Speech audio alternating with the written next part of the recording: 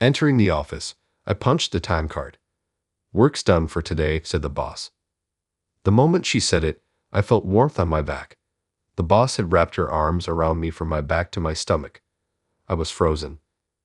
"Thank you so much for today." My heart was pounding wildly. "My name is Mike. I'm 30 years old.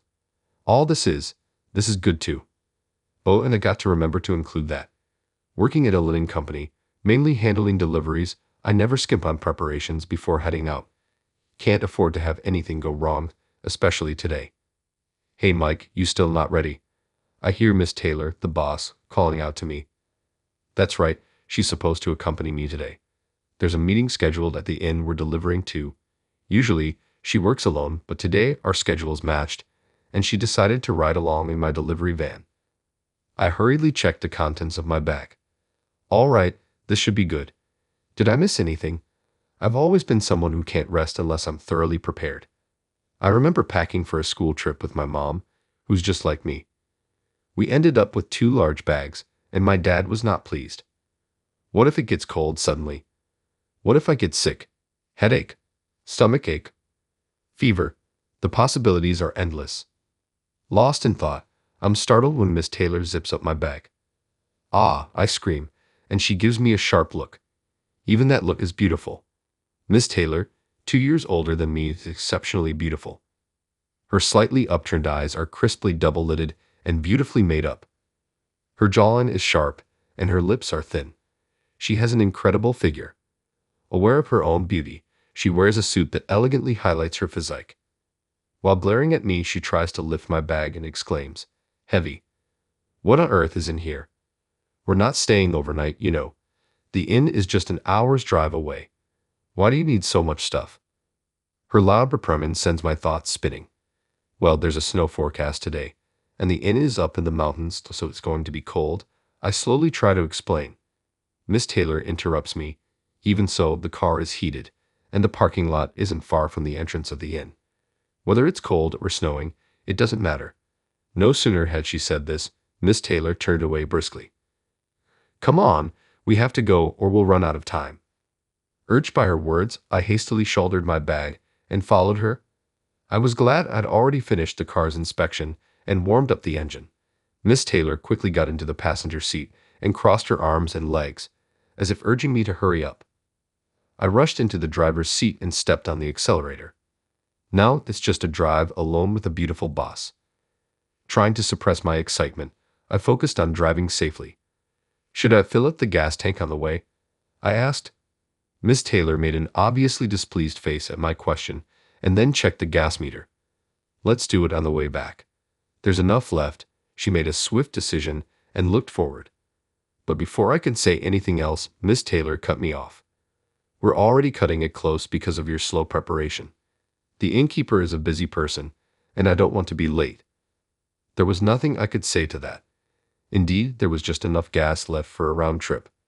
As much as I wanted to play it safe, I didn't want to add to Miss Taylor's anxiety. I nodded and focused on driving. As we drove deeper into the mountains, the houses grew sparse. The inn, nestled deep in the mountains, became popular after being featured on TV. It's known for its secluded spa. Delivering freshly cleaned sheets and covers to the inn and collecting used ones is my job. Usually, I deliver to various inns and hotels, but today it's just this one inn. Since Miss Taylor is accompanying me, the other deliveries are being handled by a different employee. Though Miss Taylor said I could relax at the spa while she's in her meeting, I plan to read in the lobby. Relaxing at the spa during work hours doesn't feel right, even with her permission. The road to the inn becomes quite narrow halfway through. It's almost a struggle for cars to pass each other. But since the inn is at the end of the road, and the times for checkouts and check-ins are different, we suppliers try to avoid the guests' usual travel times to prevent difficult encounters with other cars. As we reach the single-lane part, the snow starts to get heavier. Consequently, the car in front of us slows down. Miss Taylor is getting anxious about making it on time, but there's no room to overtake the car ahead. I keep a safe distance and follow it quietly. What's going on? But then the car in front comes to a complete stop. It's inevitable. There's a line of cars ahead. Traffic jam here of all places.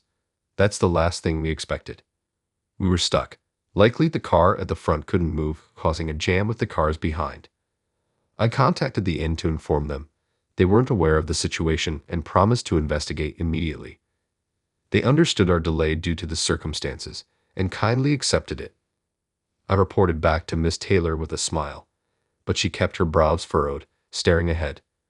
What a day for this to happen. Today's meeting is crucial for future contracts, including sales pitches for new products Miss Taylor has been keen to launch.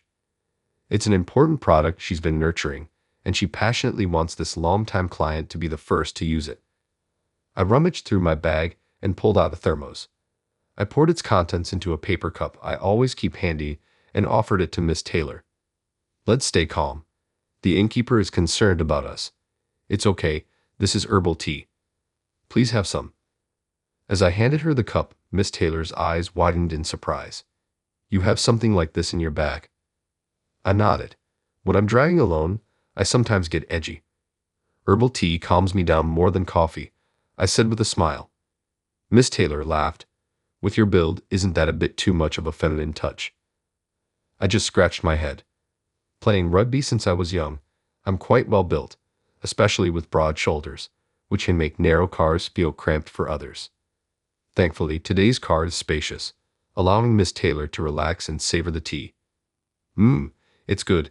It seemed to ease her mind a bit. I had hoped we would start moving soon, but there was no progress. This could be quite a serious situation.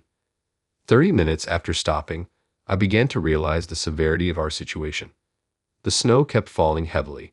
Now I was concerned about the gap and the risk of carbon monoxide poisoning from keeping the engine running. In hindsight, we should have filled up earlier. Miss Taylor seemed to share this thought. Maybe we should turn off the engine for a bit. I wondered how long the gas will last. We should have filled up earlier. Sorry. Seeing her anxious face, I replied with a smile. It's all right. While saying this, I pulled an aluminum sheet, a blanket from my bag, and some hand warmers, surprising Miss Taylor again. For now, please use these, Miss Taylor. I'm going to shovel snow away from the car's exhaust pipe. With that, I stepped out of the car. The cold air bit at my skin. The lack of wind was a relief, but it also meant the snow piled up faster. I began shoveling around the exhaust pipe with a shovel I had loaded in advance. A man from the car behind asked to borrow it. Thinking it would keep me warmer to stay active, I lightly cleared snow around the nearby cars as well. Returning to our car, Miss Taylor looked surprised again. You had a shovel too. Who are you really? I chuckled wryly. Well, I'm just naturally cautious and like to be prepared. Something similar happened to me before. A few years back, I was stuck in a similar situation while out with a friend in their car. My optimistic friend had no emergency supplies, so we relied on my emergency food and blankets. It was quite harsh. Since then, I always keep various items in my car, especially during winter, in case we get stuck in the snow. Miss Taylor sighed. Sorry, Mike. You had your reasons for all the preparation, and here I was rushing you and mocking it. Her voice was muffled as she buried her face in the blanket. No, it's just a coincidence. It's best when nothing happens, but I know I overprepare for just-in-case situations. Sometimes I feel like I'm wasting time. I wanted to lighten her mood, so I rummaged through my bag.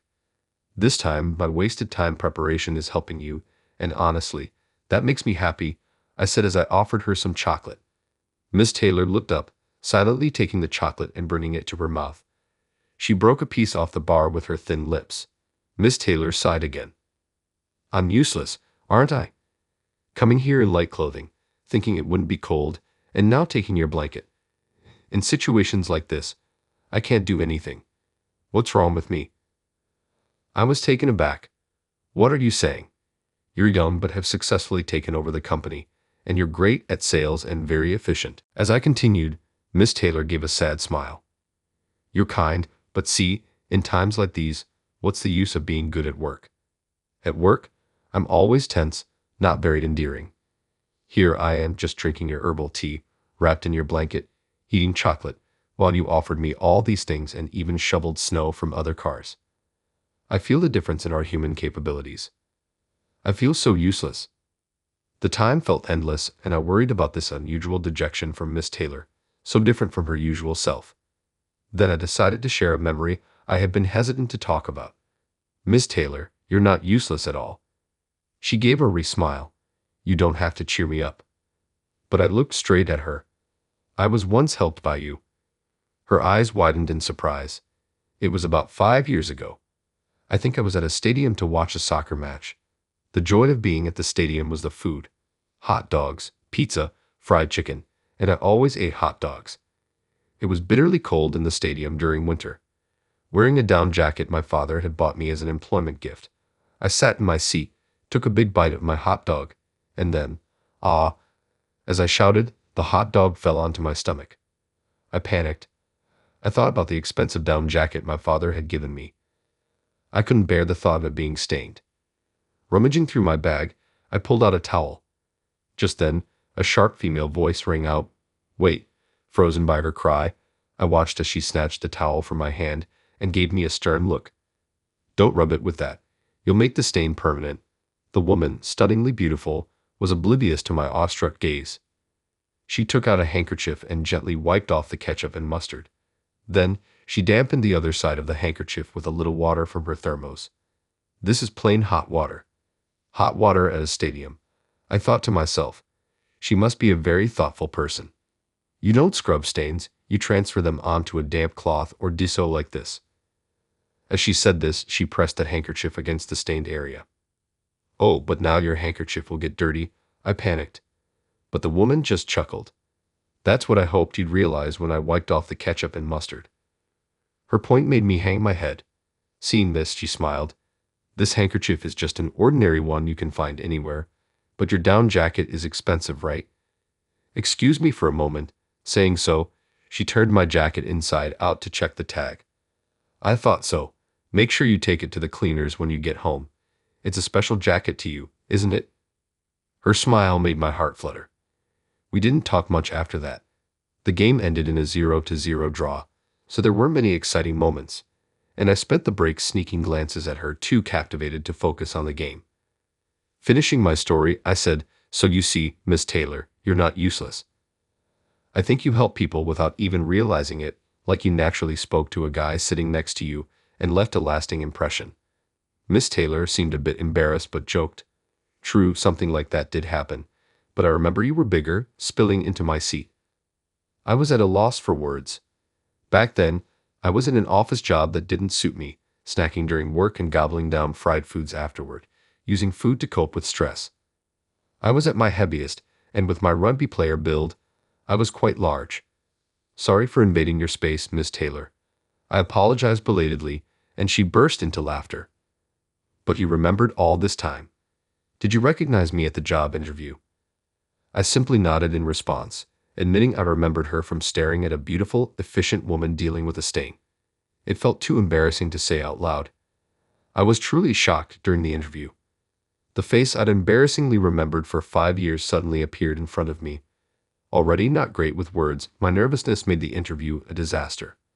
I was sure I'd be rejected, so being hired surprised me even more. Curiosity got the better of me, and I decided to ask, Why did you hire me? I was so nervous in front of you. I thought I did terribly. Miss Taylor smiled at my question. You look strong. My face turned as red as a boiled lobster. This job can be quite tough, you know. Even people who are confident in their physical strength find it hard and quit, but you seemed like you could handle it. I wished she hadn't phrased it like some sort of faux compliment. My misunderstanding had my cheeks burning. I looked at the clock. It had been an hour since we were stuck. Miss Taylor's words, You look strong, gave me courage. I'll go check out the front. As I said this, Miss Taylor hastily grabbed my down jacket.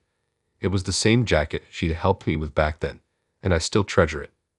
You don't even know where the front of the line is, right? And it's still snowing. Maybe we should just wait here. Miss Taylor's lips had lost their color even though she had been wearing lipstick. I wanted to get her to a warm place quickly. There are plenty of hand warmers in here. Please use them. There's also more tea in the thermos. As I was explaining the contents of my bag, Miss Taylor grabbed the area around my chest. Don't go. Her trembling voice, filled with anxiety, stirred my heart. I want to be of help to you, Miss Taylor. If it seems impossible, I'll come right back. Saying this, I took the shovel and stepped outside. From where the road becomes a single lane to the end, it's a little over 4 miles. We were stranded about 1.2 miles in, so the front of the line should be no more than 3 miles away. Since the inn wasn't aware of the situation, the jam must have started just a bit ahead of us. Bridging through the accumulating snow, I made my way up the mountain path. I was confident in my strength and my legs. Silently, I climbed the snowy path, fueled by Miss Taylor's smile. Fortunately, I found the lead car not too far ahead. It seemed a car had slipped, ending up sideways across the road with its wheels caught in a ditch on the side. Inside were people with exhausted faces. They explained that the shoulder of the road was obscured by snow, and when they slipped, they ended up stuck in the ditch. Passengers of the lead car, along with those from the cars behind, had tried to help get the vehicle out, but many were tourists and unaccustomed to snow, and their efforts were in vain. The blocked road had caused a standstill on both sides, likely preventing rescue from the inn. I approached people who looked like they could help. They said pushing hadn't budged the car, so I suggested lifting it. I was confident in my strength. A few, inspired by my bulky build, joined in with a glimmer of hope. We cleared some surrounding snow with shovels and coordinated our efforts to lift the heavy van-type vehicle. Although it was a struggle, the car budged slightly. Encouraged, we exerted more force, spreading our feet for balance, keeping our centers of gravity low, and tensing our stomachs. We lifted with greater strength than before. Gradually, the car began to rise, and I exerted every bit of my strength. Finally, the wheels that were stuck in the ditch came onto the road. Cheers erupted at that moment. I received many thanks, but eager to share the good news with Miss Taylor, I hurried back, compacting the snow as much as I could along the way. Returning to the car, Miss Taylor's eyes sparkled with relief. Seeing her face so adorably relieved made my heart skip a beat. When I explained everything, Miss Taylor looked at me with moist eyes. "That's incredible," she said, caressing my arm over the down jacket. I blushed with embarrassment. In the car, just the two of us, the silence made my heart pound. Miss Taylor's touch on my arm felt so close, I could hear our breathing. I thought about confessing my feelings, telling her I'd liked her since the day she fixed my jacket, but just then, the car ahead started its engine and began to move. "It's moving?" snapped back to reality by Miss Taylor's happy words. I took a deep breath and started our car's engine. The confession would have to wait. Reminding myself there would be another time, I slowly continued up the mountain road. At the end, many people in the lobby wore relieved expressions. Seeking warmth, the staff had turned up the heating and prepared stoves. Miss Taylor decided to postpone her business meeting and help me with my work. "The innkeeper is really busy," she said. As she said this, Miss Taylor helped carry the bed covers. I used to do deliveries when my father was in charge too. Her efficiency at work was impressive, and I found myself admiring her all over again. During my work, word spread that I had helped clear the standstill, and the innkeeper showered me with excessive praise, even offering me a free stay voucher. "We couldn't have managed it ourselves. You were a great help." "Thank you so much. Please use this voucher with someone special," she said with a sly grin, glancing at Miss Taylor, who seemed oblivious and just smiled at me saying, "That's nice." I realized I needed to make her aware of my feelings for any progress. I made up my mind in the car on the way back. My heart was pounding loudly. Though I decided to confess, I didn't know how or when to bring it up, my heart just racing in my chest. Finally, I mustered a little courage. Are you hungry? Maybe we could grab a bite to eat." Before I could finish, Miss Taylor cut me off. "We're still on duty. We're at work until we reach the office. You might be hungry, but focus on driving," she said bluntly. My little burst of courage deflated instantly. I had decided to confess today, but now that feeling was gone. The rest of the ride was silent, but we made it back safely. After refueling, entering the office, I punched the time card. "Work's done for today." The moment Miss Taylor said that, I felt a gentle touch on my back. She had wrapped her arm around me from my back to my stomach. I froze. "Thank you so much for today. How about we go for dinner later?" My heart was pounding wildly. I struggled to find words. I felt Miss Taylor's grip tighten. "You're really big. I have to hold on tight or it feels like I'll let go." The down jacket probably made my waist look bigger than it is, but that's not what mattered now. Confused about what this all meant, I felt like my brain might short-circuit. Your hand. Just wanted to calm down for a moment, but when I spoke, Miss Taylor's voice sounded a bit sad, and her grip loosened. Is this bothering you? Startled, I hurriedly grasped both of her hands in mine. Ha! Hearing her surprised voice, I made up my mind. I couldn't see her face, which was probably for the best. I like you, I blurted out. The words echoed in the silent, empty office. Huh. I couldn't see Miss Taylor's expression. I had no idea what emotions were behind her puzzled response, so I let out everything I've been holding back. I'm sorry. Ever since you fixed my down jacket at the stadium, I've been captivated by you. That's why I recognized you right away during the interview. Working with you, seeing how efficiently you handle things, my feelings only grew stronger. Even seeing you look worried when you work late made my heart skip a beat. It hurt that I couldn't do anything for you, but today, did I manage to be of any help to you? After my outpouring, a brief silence fell. Yes, you really helped, and you were very reliable. Miss Taylor's sweet voice came from behind me, but her words made me shudder slightly. Next time, take me with you. I'll make sure I'm properly dressed for the cold. I let go of her hands and stepped away from her. Then I turned to face her. Does that mean? Before I could finish my stupid voice question, Miss Taylor pursed her lips. I didn't like waiting alone. It seems waiting is just not in my nature. With that, she stood on her tiptoes and kissed my cheek. I embraced her slender frame with all my strength. A year has passed since then. Today, we're getting married. Emily, all prepared, appeared in front of me dressed in a pure white gown. She looked like a goddess. Months after the snowball incident, we used a free stay voucher at the inn. When the innkeeper saw us arm in arm in the lobby, she greeted us with a beaming smile. It blossomed into something beautiful, she whispered with a knowing look. She had a knack for observing people and quickly realized I had feelings for Emily. Embarrassed by her comment, she whispered something else in my ear. Emily looked at me lovingly that day. This revelation initially made me anxious.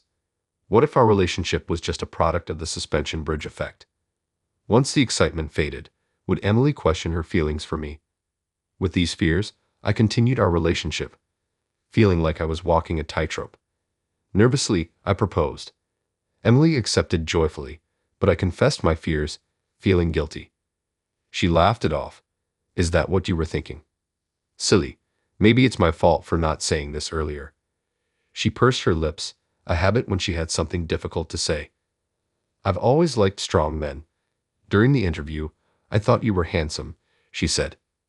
Her words made me feel like I was burning up with embarrassment. Of course, I hired you because I thought you'd be good at the job. But I admired your dedication at work too. You're a bit too serious, getting everything prepared, which worried me since I'm impatient. She took my hand. But with you, I feel like I can slow down in life. I love the peacefulness I feel when I'm with you. So please make me your wife. This washed away all my worries, and today I approach our wedding feeling serene. The burden of running the company had been heavy on Emily. Her father's sudden passing left her with no time to grieve as she took on the responsibilities. I want to be there to ease her burden. Looking up at the clear sky visible from the chapel, I vowed to make Emily happy.